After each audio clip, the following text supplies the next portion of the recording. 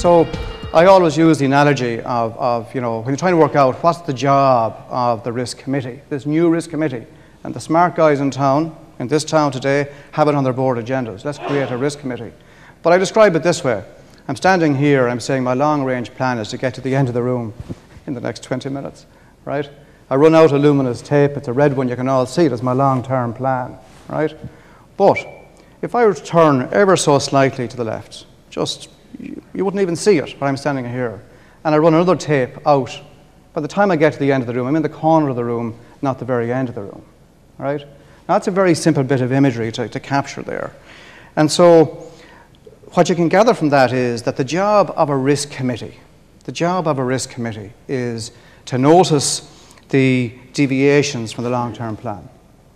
They're to notice the deviations from the risk profile, because let's say you decided we're going to go to Cork. All right, that's our long-term plan. Well then, what you'll decide beforehand is what's our risk appetite? Well, we're going to fill the car with petrol for a start. We're going to make sure it's MOT'd and things like that.